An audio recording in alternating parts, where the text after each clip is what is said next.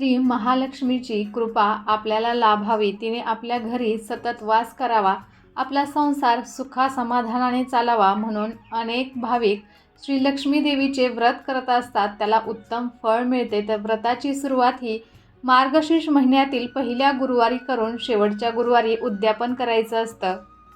मार्गशीर्ष महिन्याला खूप महत्त्व आहे. ज्याप्रमाणे श्रावण महिना भगवान शंकरांना समर्पित केला जातो, त्याचप्रमाणे मार्गशीर्ष महिन्यात लक्ष्मीची पूजा केली जाते. या महिन्याच्या प्रत्येक गुरुवारी देवी लक्ष्मीचे व्रत केले जाते, विशेष पूजा केली जाते. विवाहित स्त्रिया सुखी वैवाहिक जीवनासाठी हे व्रत करत असतात, तर अविवाहित मुली योग्य जोडीदार शोधण्यासाठी किंवा मिळण्यासाठी हे व्रत करत असतात. आनंद आणि संपत्ती शोधणारी कुटुंबे देखील देवीचा आशीर्वाद मिळवण्यासाठी ही पूजा करत असतात. तर मार्गशीर्ष गुरुवारी पूजा कशी करायची, त्याचबरोबर पूजेसाठी लागणारं साहित्य काय असेल, या दिवशी योग्य पद्धतीने पूजा कशी करायची, त्याची साधी आणि सोपी पद्धत मी आजच्या व्हिडिओमध्ये तुम्हाला सांगणार आहे. या महिन्यात लक्ष्मी माताची व विष्णू भगवान यांची पूजा अर्चा करतात. लक्ष्मी मातेला प्रसन्न करण्यासाठी मार्गशीर्ष महिन्यात 4 किंवा 5 गुरुवार लक्ष्मी मातेची पूजा करतात. पहिल्या गुरुवारपासून सुरुवात करून चौथ्या गुरुवारी किंवा 5व्या गुरुवारी उद्यापन करतात. उद्यापन करताना कुमारिका व महिलांना घरी बोलवून हळद, कुंकू, फळं व मार्गशीर्ष महिन्याच्या गुरुवारच्या पूजेचे पुस्तक देतात. गुरुवारचे व्रत केल्याने घरामध्ये सुख समृद्धी नांदते. सर्व गुरुवार पूर्ण दिवस उपवास करून संध्याकाळी पूजा कहाणी ऐकून किंवा वाचून गोड पदार्थांचा नैवेद्य दाखवून उपवास सोडला जातो. तर हे व्रत प्रत्येक महिलेने किंवा प्रत्येक कुमारिकाने केले पाहिजे. पूजा मांडणी कशी करायची, त्यासाठी आपल्याला काय काय साहित्य लागणार आहे ते आपण पाहून घेऊयात. तर सर्वात प्रथम आपल्याला एक चौरंग किंवा पाट लागणार आहे. चौरंगावरती अंथरण्यासाठी लाल किंवा पिवळं वस्त्र घ्यायचं आहे. लक्ष्मी मातेचा आपल्याकडं फोटो असेल तर फोटो घ्यायचा आहे, किंवा आपल्याकडं लक्ष्मी देवीची मूर्ती असेल तर मूर्तीही चालू शकते. त्याचबरोबर गणपती बाप्पांची मूर्ती आपल्याला लागणार आहे. श्री महालक्ष्मी व्रत कहाणीचं जे पुस्तक असतं तर ते पुस्तक लागणार आहे आपल्याला. 5 फळं घ्यायची आहेत. 5 फळं जर नसतील तर एकाच प्रकारची फळं आपण 5 घ्यायची आहेत. श्रीफळ आपल्याला 2 लागणार आहेत. ओटीचं सर्व साहित्य घ्यायचं आहे. देवीच्या शृंगाराचंही साहित्य घ्यायचे आहे. फुलं घ्यायची आहेत. जर तुमच्याकडे देवीचा मुखवटा असेल तर तो मुखवटा घ्यायचा आहे, आणि जरी मुखवटा नसेल तर तुम्ही श्रीफळालाही नथ आणि हळदी कुंकू लावून सजवू शकता. त्याचबरोबर इथं आपल्याला 5 प्रकारची पत्री लागते. त्या पत्रीची 5-5 पानं घ्यायची आहेत. याच्यामध्ये आंब्याची, जास्वंद, कण्हेर, चाफा, अशोका या झाडांची आपल्याला पत्री घ्यायची आहे. त्याचबरोबर कलशाला घालण्यासाठी जे आपल्याकडे वस्त्र असेल तर ते वस्त्र घ्यायचं आहे. देवीच्या आवडीच्या सर्व गोष्टी पूजेमध्ये आपल्याला ठेवण्यासाठी घ्यायच्या आहेत. याच्यामध्ये कमलगट्ट्याची माळ आहे, श्रीयंत्र आहे, त्याचबरोबर कवड्या आहेत, आणि आपल्याला लाह्या बत्तासे घ्यायचे आहेत. नैवेद्यासाठी आपल्याला गुळ खोबऱ्याचा नैवेद्य घ्यायचा आहे. तुपाचा एक आपल्याला दिवा घ्यायचा आहे. स्वच्छ पाणी, पंचामृत, त्याचबरोबर आपल्याला देवीच्या तिथे ठेवायला शंखही घ्यायचा आहे. विड्याची पानं आणि विड्याचं साहित्य घ्यायचं आहे. याच्यामध्ये एक हळद, कुंकू, अक्षदा, एक सुपारी, दुर्वा, कॉईन घ्यायचा आहे आपल्याला 1 रुपयाचं. फुलं घ्यायची आहेत. देवीला घालण्यासाठी वेणी घ्यायची आहे. त्याचबरोबर फुलांचा हारही घ्यायचा आहे. या सर्व साहित्याची जुळवाजुळव आपल्याला आधीच करून ठेवायची आहे, म्हणजे ज्या दिवशी आपल्याला पूजा मांडणी करायची आहे त्या दिवशी गडबड होणार नाही. श्री महालक्ष्मी महात्म्य व्रतकथा जे पूजा विधीचं पुस्तक आहे, त्याच्यामध्ये तुम्हाला पूजा कशी करायची, त्याचे नियम काय असणार आहेत, हे सर्व पुस्तकामध्ये दिलेलं आहे. तर मार्गशीर्ष महिना अमावस्येच्या दुसऱ्या दिवशी म्हणजेच यंदा बुधवार 13 डिसेंबरपासून सुरू होत आहे. पहिला गुरुवार 14 डिसेंबरला सुरू होणार आहे. तर गुरुवारी सकाळी लवकर उठून स्नान करून निर्मल मनाने आपल्याला पूजाला बसायचं आहे. संपूर्ण दिवस उपवास करायचा आहे. संध्याकाळी गोडाचा नैवेद्य दाखवून आणि गाईला घास देऊन मगच आपल्याला उपवास सोडायचा आहे. ही पूजा आपण स्वतःही करू शकतो, फक्त ती करताना मनोभावे करायची आहे. देवीची स्थापना करताना तिचे तोंड पूर्वेकडे किंवा उत्तरेकडे असावे. देवीची स्थापना करण्यापूर्वी घरातील जागा शक्यतो गाईच्या शेणाने सारवून घ्यावी. आता फरशी आहे आपल्याकडे, तर फरशी असल्यास पाण्याने स्वच्छ पुसून घ्यायची आहे. ज्या ठिकाणी देवीची स्थापना करायची आहे त्या जागी चौरंग किंवा पाट मांडायचा आहे. त्याच्या भोवती छान अशी रांगोळी काढायची आहे. तर सर्वप्रथम पाटावरती थोड्याशा अक्षदा ठेवून त्याच्यावरती आपल्याला दीप प्रज्वलित करून घ्यायचा आहे.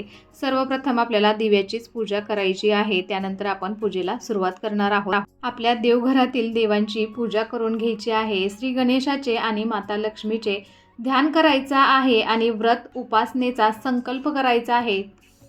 बऱ्याच जणांचा प्रश्न असतो की देवघरातील आपला कलश आहे त्याला सजवायचे का, तर नाही.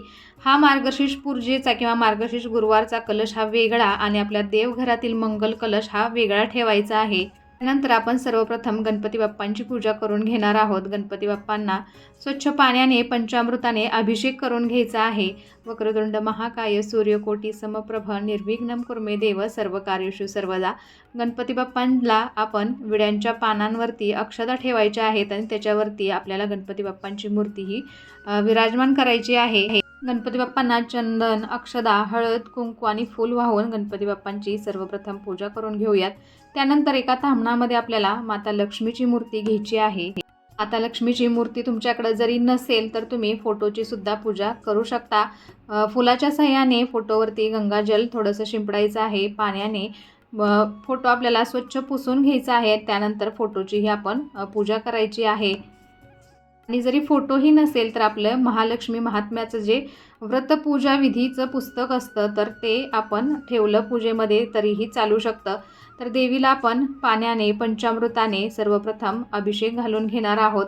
मुखामध्ये सतत ओम महालक्ष्मी नमः, ओम श्री महालक्ष्मी नमः असा मंत्रजाप आपल्या मुखामध्ये करायचा आहे. त्यानंतर स्वच्छ कपड्याने मूर्ती आपल्याला पुसून घ्यायची आहे. विड्याच्या पानांवरती अक्षदा ठेवून त्याच्यावरती हळदी कुंकू व्हायचं आहे आणि माता लक्ष्मीची मूर्ती आपल्याला त्याच्यावरती स्थापित करायची आहे. माता लक्ष्मीला हळदी कुंकू व्हायचं आहे, फुलं व्हायची आहेत, अक्षदा व्हायच्या आहेत आणि अशा पद्धतीने मूर्तीची आपण पूजा करून घेणार आहोत. तर इथे पहा माझ्याकडे महालक्ष्मी देवीचा फोटोही आहे, तोही मी पूजेमध्ये ठेवलेला आहे. फोटो स्वच्छ पाण्याने सर्वप्रथम पुसून घ्यायचा आहे. त्यानंतर फोटोला हळदी कुंकू लावायचा आहे. याच्यामध्ये माता सरस्वती आणि गणपती बाप्पांचा सुद्धा फोटो आहे तर त्यांनाही मी हळदी कुंकू लावलेलं आहे. तर यानंतर आपण कलश मांडणी करणार आहोत. तर कलशाची आपल्याला पूजा करायची आहे. तर इथे चौरंगावरती आपल्याला देवीच्या उजव्या बाजूला आपल्याला इथे अक्षदा ठेवायच्या आहेत. अक्षदांचं स्वस्तिक बनवलं तरीही चालू शकतं किंवा अष्टदल कमलसुद्धा तुम्ही बनवू शकता. त्याच्यावरती आपल्याला कलश स्थापना करायची आहे. अष्टदल कमल बनवून घेतल्यानंतर त्याच्यावरती आपल्याला हळदी कुंकू व्हायचं आहे. एक तांब्याचा किंवा पितळेचा आपल्याला तांब्या पाण्याने स्वच्छ पाण्याने भरून घ्यायचा आहे. त्याच्यावरती ओल्या कुंकवाच्या साह्याने आपण स्वस्तिक काढून घेणार आहोत. त्याचबरोबर ओल्या कुंकवाच्या साह्याने 5 नाम आपल्याला या कलशावरती ओढायचे आहेत. कलशामध्ये आपल्याला हळदी कुंकू टाकायचं आहे. त्याचबरोबर एक सुपारी, एक नाणं व दुर्वा आपल्याला त्या पाण्यात टाकायच्या आहेत. 5 प्रकारच्या झाडांच्या 5 ढाळ्या किंवा 5 झाडांची प्रत्येकी 5 पाने कलशाच्या तोंडावरती रचून त्यावरती नारळाची शेंडी वर राहील अशा प्रकारे आपल्याला एक नारळ ठेवायचा आहे. तर कलशामध्ये हे सर्व साहित्य आपल्याला टाकायचं आहे आणि त्यानंतर आपण त्याच्यावरती श्रीफळ ठेवणार आहोत. तर विड्याची 5 पानं आपल्याला या तांब्यामध्ये ठेवायची आहेत.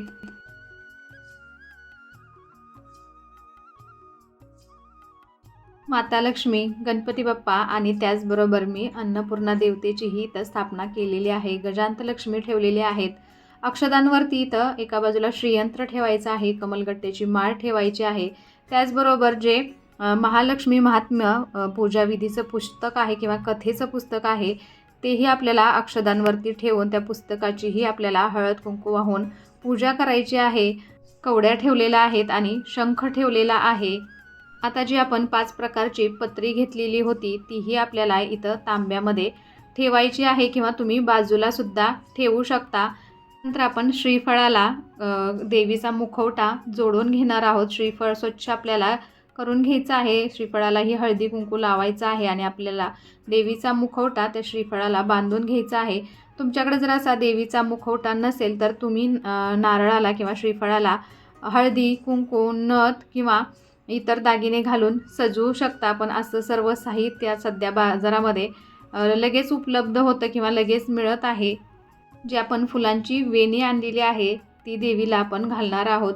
त्याचबरोबर इतर जे अलंकार आहेत ते देवीला आपण घालून घ्यायचे आहेत। देवीच्या बाजूलाच पानाचा विडा आपल्याला ठेवायचा आहे। त्या विड्यावरती आपल्याला हळकुंड, सुपारी आणि खोबरं हे असं विड्याचं साहित्य ठेवायचं आहे। तर इथे पहा, सर्व पूजा मांडणी माझी करून झालेली आहे। देवीचं ओटीचं साहित्यही आपल्याला ठेवायचं आहे आणि कोणत्याही एका गुरुवारी आपण देवीची खणा नारळाने ओटी भरायची आहे। 5 फळं आपण देवीच्या तिथे ठेवणार आहोत। 5 फळं वेगवेगळ्या प्रकारची नसतील, एकच फळ असेल तरी चालू शकतं।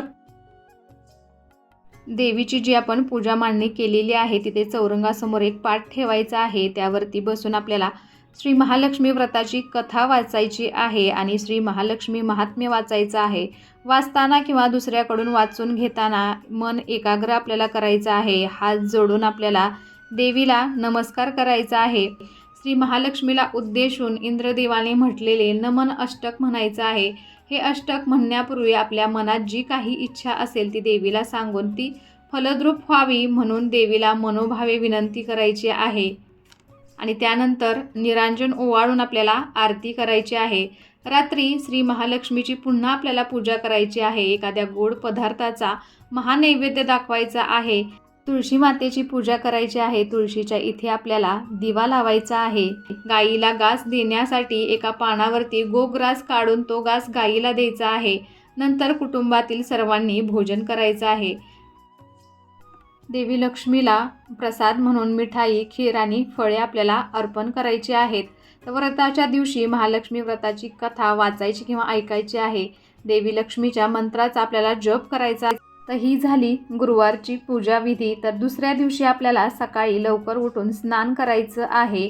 रात्रभर पूजा आपण अशीच ठेवणार आहोत। दुसऱ्या दिवशी सकाळी आपण नित्यकामं आवरल्यानंतर देवीला हळदी कुंकू व्हायचं आहे, दिवा लावायचा आहे, अगरबत्ती आपण देवीला ओवाळणार आहोत। त्यानंतर आपण पूजेमध्ये ज्या वस्तू किंवा साहित्य घेतलेलं आहे ते त्या जागी व्यवस्थित ठेवायचं आहे। कलशावरती जो नारळ ठेवलेला होता आपल्याला 4 गुरुवारी किंवा 5 गुरुवारी यावेळेस आहेत तर 5ही गुरुवारी आपल्याला तोच नारळ वापरायचा आहे। त्याचबरोबर आपले जे गणपती बाप्पांची मूर्ती, माता लक्ष्मीची मूर्ती घेतली होती ती देवघरामध्ये परत ठेवायची आहे। ते निर्माल्य आहे म्हणजे जी फुलं आहेत किंवा पत्री आहेत ती आपल्याला वाहत्या पाण्यामध्ये त्याचं विसर्जन करायचं आहे। त्याचबरोबर कलशातील पाणी आपण घरामध्ये फुलाच्या साहाय्याने थोडं थोडं आपण शिंपडणार आहोत आणि राहिलेलं पाणी आपल्याला झाडांना, आपल्या कुंडीतील झाडांना घालायचं आहे। जी फळं आहेत ती आपण प्रसाद म्हणून ग्रहण करायचे आहे। पूजा विधीचं पुस्तक आपल्याला जे आपण ग्रंथ हे ठेवतो तिथे ठेवून पुढच्या गुरुवारी आपण ते पूजेमध्ये ठेवणार आहोत। सर्व पूजा उचलल्यानंतर आपण जिथे देवीची स्थापना केली होती त्या जागी 3 वेळा हळदी कुंकू वाहून नमस्कार करायचा आहे आणि अशा प्रकारे मार्गशीर्ष महिन्यातील प्रत्येक गुरुवारी व एकूण 5 गुरुवार होईपर्यंत श्री महालक्ष्मी देवीची आपल्याला पूजा करायची आहे।